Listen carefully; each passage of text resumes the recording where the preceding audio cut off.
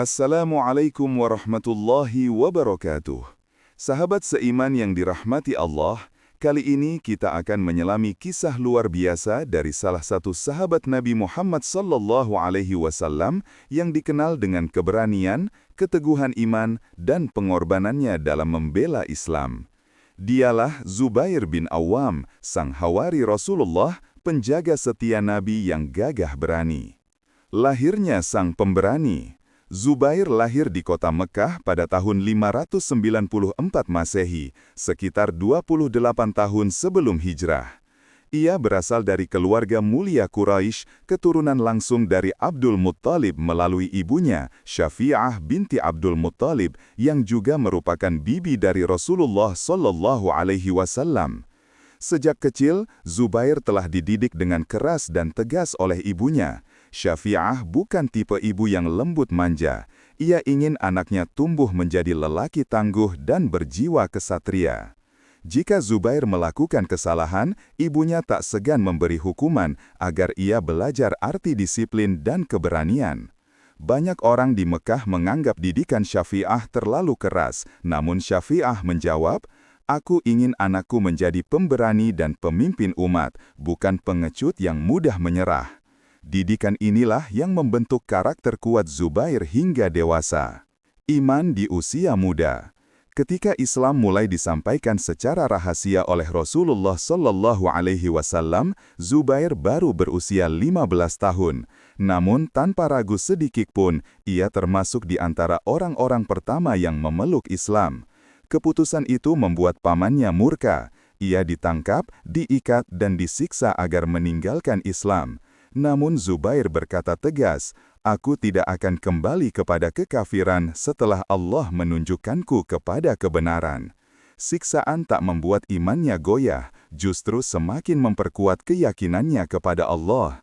Inilah bukti keteguhan seorang pemuda yang memilih iman di atas segalanya, meski harus menanggung rasa sakit dan ancaman. Pedang pertama untuk Rasulullah. Suatu hari, kabar tersebar di Mekah bahwa Nabi Muhammad telah dibunuh.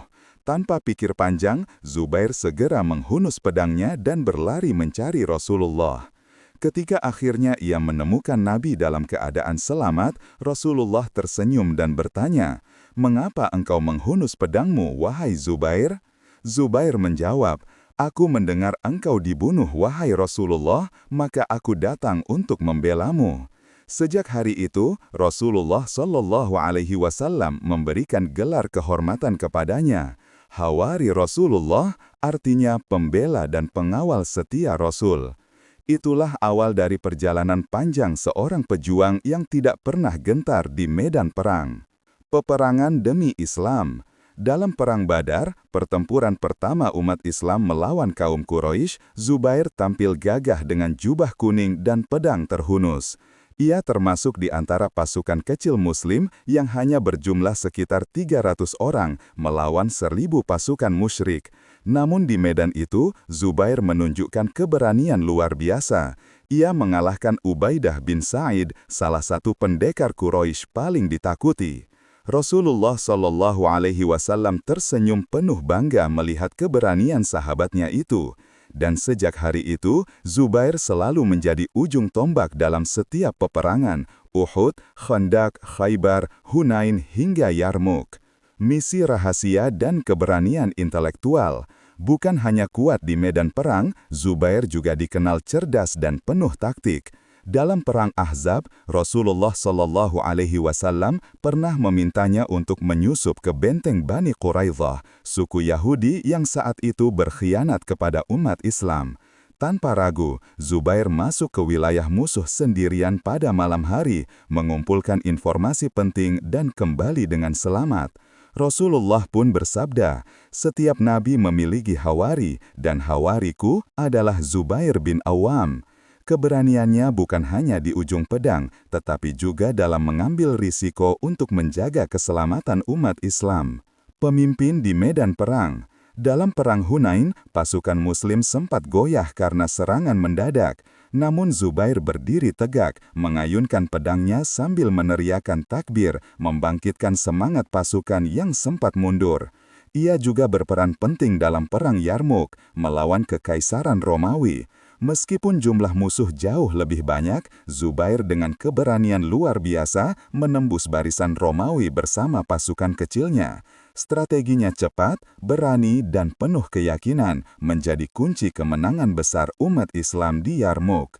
Masa fitnah dan Perang Jamal. Setelah wafatnya Rasulullah Shallallahu Alaihi Wasallam, masa sulit menimpa umat Islam, fitnah dan perpecahan mulai muncul. Zubair tetap setia kepada kebenaran dan ikut berjuang di masa pemerintahan Khulafaur Rasyidin. Namun, setelah Khalifah Uthman bin Affan terbunuh, muncul perselisihan besar antara kaum muslimin. Zubair bersama Talhah dan Sayyidah Aisyah berangkat ke Irak untuk mencoba mendamaikan umat. Namun keadaan berubah menjadi peperangan yang dikenal sebagai Perang Jamal. Di medan itu, Zubair melihat pasukan Ali bin Abi Thalib di hadapannya. Ia tersadar dan hatinya bergetar. Ali memanggilnya dan mengingatkannya pada sabda Rasulullah di masa lalu, "Engkau akan berperang melawanku dalam keadaan zalim."